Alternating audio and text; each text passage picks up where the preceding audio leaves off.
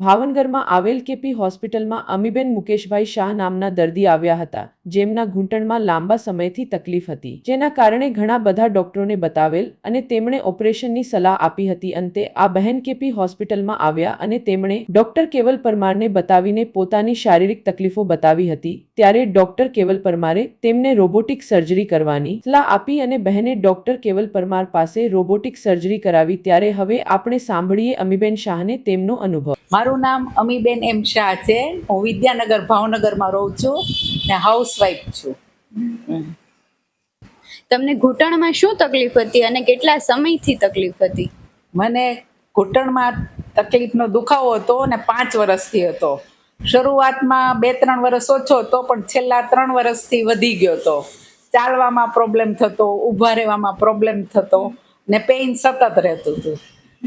તો આ ઘૂંટણની તકલીફ દૂર કરવા માટે તમે કયા ડોક્ટરને બતાવ્યું અને ડોક્ટરે શું સલાહ આપી? ઘૂંટણની આ દુખાવો અને તકલીફ માટે મેં ભાવનગરમાં ઘણા ડૉક્ટરોને બતાવ્યું, ટ્રીટમેન્ટ કરી, દવાઓ લીધી, ફિઝિયોથેરાપી કરાવી, પરંતુ એનાથી મને ફાયદો થયો નહીં. બધા ડૉક્ટરોનું કહેવું એવું જ હતું કે તમારે ઓપરેશન તો કરાવવું જ પડશે, સર્જરી તરફ જવું જ પડશે. પછી તો તમે રોબોટિકની રિપ્લેસમેન્ટ કરાવ્યું છે, તો તેમાંથી તમારો જે અનુભવ અને પરિણામ છે એ અમને જણાવશો?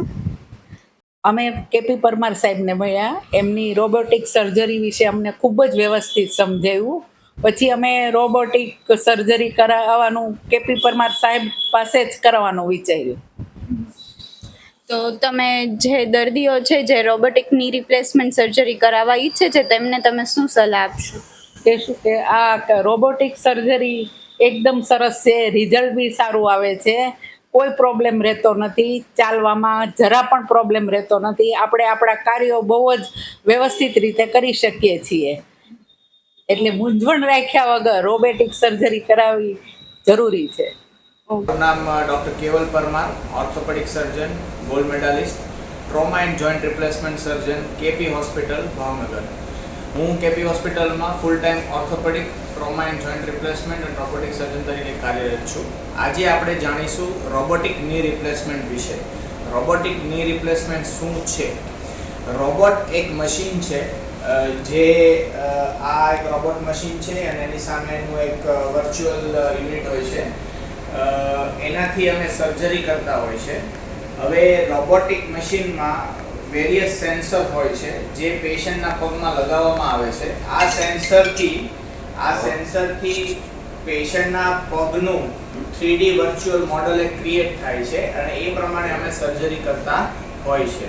બધું જ માપ લીધા પછી, પ્રોપર કેલ્ક્યુલેશન પછી અમને હાડકાના કાપ સિવાય પહેલા અમને એના સાંધાની સાઇઝ ખબર પડે છે, અંદર ગાદીની સાઇઝ ખબર પડે છે. બધું જ કેલ્ક્યુલેશન કર્યા પછી જ્યારે અમે રોબોટને ઓર્ડર આપીએ છીએ, ત્યારે રોબોટ પરફેક્ટ એ જ પોઝિશનમાં આવીને ઊભું રહે છે કે જે પોઝિશનમાં અમારે એનો એક્યુરેટ કટ કરવાનો હોય છે. રોબોટનું જે કટ કરવાનું જે પોઝિશન છે એ પોઝિશનમાં આવીને ઊભું રહેશે. એ આવીને ઊભા રહ્યા પછી અમે એ પેશન્ટના હાડકાનો કટ કરતા હોય છે. એટલે આ એક મશીન એવું છે કે જેમાં સર્જને તો સર્જરી કરવાની જ છે, રોબોટ આપણને કેલ્ક્યુલેશનમાં મદદ કરશે કે જે પ્રમાણે આપણે ઓપરેશન કરી શકીએ છીએ. આમના તમે ફાયદા ગણતરી કરો તો રોબોટિક ની રિપ્લેસમેન્ટના ટૂંક સમયના ફાયદા અને લાંબા ગાળાના ફાયદા થતા હોય છે. ટૂંક સમયના ફાયદામાં સૌથી પહેલાં તો સ્નાયુની કાપકૂપ ઓછી થાય છે, જેથી કરીને લોહીનો વ્યય ઓછો થાય છે અને સારામાં સારું રિઝલ્ટ, સારામાં સારું સાંધાનું ફિટિંગ થાય છે. એટલે ઓપરેશન બાદ જે દર્દીને દુખાવો થતો હોય છે, નહીવત થતો હોય છે, અને ઓપરેશન બાદ 15 દિવસમાં જે ઘણી બધી ફિઝિયોથેરાપી કરવાની હોય છે, જે આમાં જરૂર હોતી નથી. એટલે સરળતા રીતે ચોકસાઈ ભર્યું ઓપરેશન થાય છે. લાંબા ગાળાના ફાયદામાં આપણે વાત કરીએ તો જ્યારે આપણે સાંધાનું ફિટિંગ કરીએ છીએ તો એ એક્યુરેટ ફિટિંગ થાય છે. એટલે સર્જનની એક્સપર્ટાઇઝ, સ્કિલ અને સાથે રોબોટની એક્યુરેસી, એ બે કમ્બાઈન થવાથી આપણને 100% રિઝલ્ટ મળે છે.